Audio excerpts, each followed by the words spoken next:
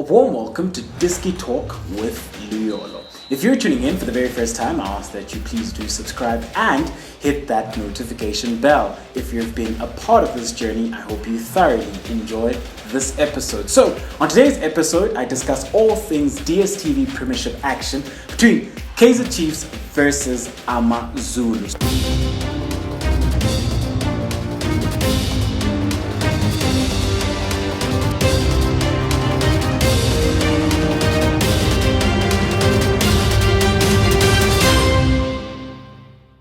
So, on today's episode, I will have a tactical preview of that encounter. And when we have a look at Kaizer Chiefs, who will be represented by the red side, coming into this game, they come off the back of very bad performances, especially in the past two games. And when you look at how they played against Royal AM, they lost 4-1. And then against Marumo Gallants, it was a 0-0 draw. Even though they walked away with the point, they just didn't deserve even a point on the day because of how poorly they played on the day. If anything, on the day, if Ngcobo didn't make those beautiful saves, then Marumo Gallants would have walked away with the 3 points. And looking at Kaizer Chiefs going into this game, this is a must-win encounter, As things stand, Stuart Baxter's under pressure, the team is under pressure, and 3 points is needed coming into this encounter. And another thing is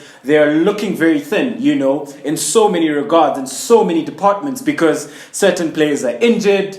Shanti got a red card. So some of their regulars are not available, which then could be a good thing from a blessing in disguise perspective, because you're thinking that there are certain players that a lot of people feel like should be playing. They could come in and stake their claim. But at the same time, it also could be a bad thing, because then you're having those experienced players not in the side, and you're having certain players coming into this side when things aren't looking bad. So it's a lot of pressure, even for the younger guys who will be given a chance, So can they thrive under pressure? For me, I think it's a blessing in disguise, and it's a good opportunity for the younger guys to come in and show what they can do and get a positive result for Kaizer Chiefs. However, when we look at AMAZULU didn't have a good start to life in the Dstv Premiership. However, they picked up 3 points against Baroka, where they won that game 1-0. And they're starting to pick up momentum, and Benni's starting to find certain patterns which are working, because he did sign so many players in the past transfer window, so he's trying to find his strongest 11. Coming into this one, AMAZULU will want to continue where they left off against Baroka and pick up another 3 points. Coming into this encounter, I must say that AMAZULU do have the upper hand. However, let's head into the tactical preview of this encounter. So, Kaizer Chiefs will be represented by the red team. AMAZULU will be represented by the blue team. So, Kaizer Chiefs the last time started with a 4-3-3, playing with a false 9. In goals, they started with Daniel Ngcobo. Shanti started as a left back, but Shanti got a red card. So, going into this encounter then, I think this is a chance either for Mabiliso or Mashiane. However, I would give Mashiane the chance at left back. So it could be Mabiliso or it could be Mashiane at left back going into this encounter. And then they started with Cardoso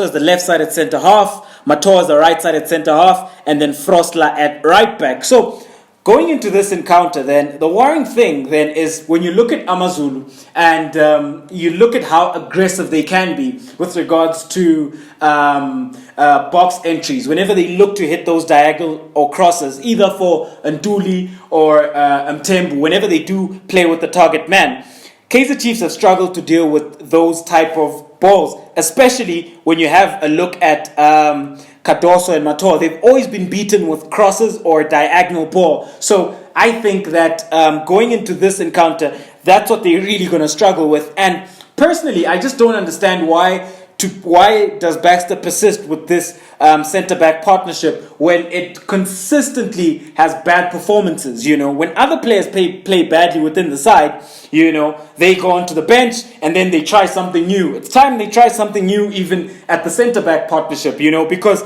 they keep on struggling with the same ball. It's always the same ball. It's always a ball that's played either into the corridor of uncertainty, or a ball that's played in between them, or a diagonal, or just a vertical ball just over them, in behind them whenever they've pushed up, and then it's a player making a run in behind. That's the ball they always get caught out with, and they can't seem to deal with that type of ball. But those are the two that would most potentially start.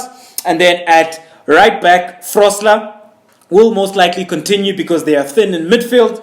And then in midfield, it was Cole, Blom, and then Manyama started as the other midfielder. But going into this game, I just personally wouldn't start with Manyama. I think the last time against Marumo Gallants, he showed that he's not quite up to scratch yet, and he just struggled from all aspects, Yes, I understand that from a match fitness perspective, he's not there yet. However, when it comes to, certain things and making easy decisions and simple decisions, he should be making them. Yes, I understand that being match fit, it does inform those basic decisions, because when you match fit, you're also mentally fit to make those decisions. But he's just struggled all round, and I just don't think he should start coming into this game. If anything, I think you drop Ngcobo Ngcobo into the midfield, play him as a 10 in his natural position, and then at right wing, you then have Keegan Dolly, who would then often drift into vertical zone 4,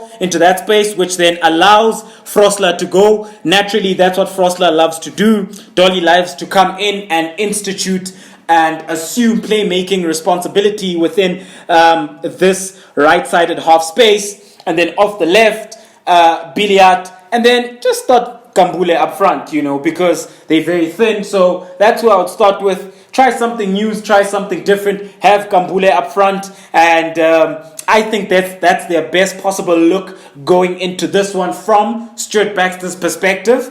And Kaizer Chiefs, a lot has to be done with regards to this team and with regards to their approach, especially coming up into this game, because coming up against AMAZULU, it's not going to be an easy game. It's going to be a very tough game. AMAZULU will combat in that midfield. They will pack that midfield, and they'll make it very difficult for Kaizer Chiefs to break them down. However, let's then have a look at the personnel who will be instituting that defensive and tactical discipline. So with regards to AMAZULU, then they normally start with a 4-3-3, which can transition into a 4-2-3-1. That's what Benni McCarthy has gone with. So when we have a look at it, then at times also is a hybrid of a 4-5-1. So Velimotwa in goals. At right back, the last time they started with Ukumete, they started with Ukumalo, who had a man of the match performance against Baroka. And then as the left-sided centre-half, they started with Toki, who's been a mainstay in that back four. And then they started with Masirela at left back. But they do have options, as Malepe should be coming back into this encounter after his suspension. So he might start at left back. There's also a Zulu, but I would most likely think that Malepe would start at left back. Coming into the midfield, then they've got Makhaula, who plays as the defensive midfielder. You've got Sitebe, and then you've got Keegan Buchanan, who play as the two number 8s. So they do pack the midfield, so it's going to be very difficult for Kaizer Chiefs to break them down, especially whenever Kaizer Chiefs do find themselves in their half, I would assume that they're going to have two banks of 4 and 5, make it difficult for Kaizer Chiefs to break them down, as it's been so difficult for Kaizer Chiefs to break down a low block. And then when we have a look at it then from a wing perspective, they've had Maduna, and they've had Sise, and then they've had Nduli start up front. However, just to note at home,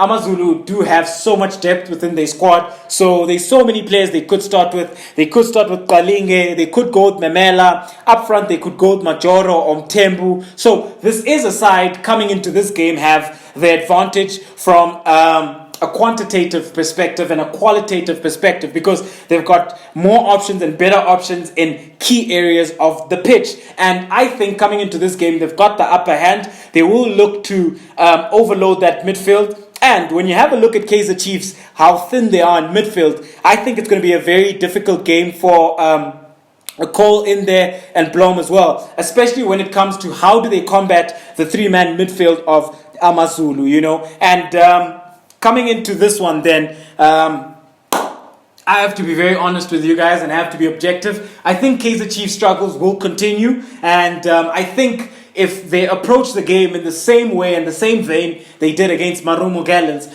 I think their problems continue, you know. And when you have a look at AmaZulu, the personnel and how direct they play with regards to their approach, you know, AmaZulu will have the upper hand coming into this one. And if I have to give you a prediction, I think AmaZulu will win this game 1-0. And I think it will further put Stuart Baxter under more pressure and the team as well as they continue to look for the points within the Dstv Premiership, you know. I just think that Kaizer Chiefs it's very poor with regards to their approach and with regards to the effort as well, you know. At times you don't see the players, you know, sort of dying for the badge, you know. It's only a couple of players that you see really work hard, really running hard, really trying to institute that play, really trying to get those shots at target. But with other players, you question the commitment, you question the heart, you question the desire, and which is something AmaZulu are not short of, you know.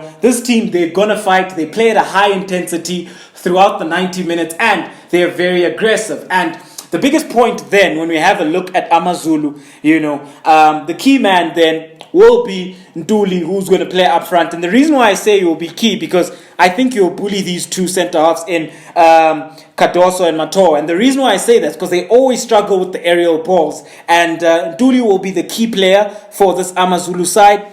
And then for Kaizer Chiefs, I think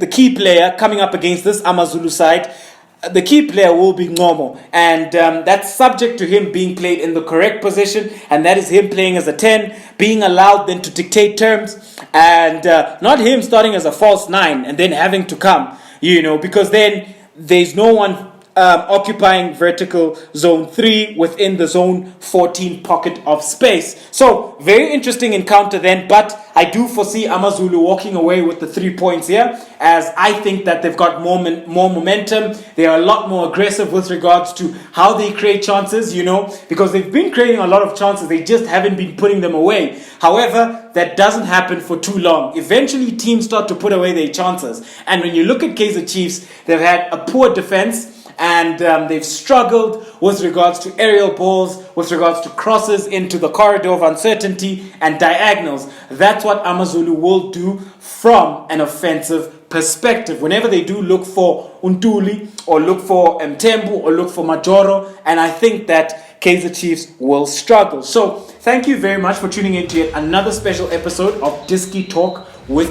Leolo. At home, do let me know who walks away with the 3 points in this encounter. Do you think AmaZulu walk away with the 3 points, or will Kaizer Chiefs walk away with the 3 points, or will it be a draw, a point apiece?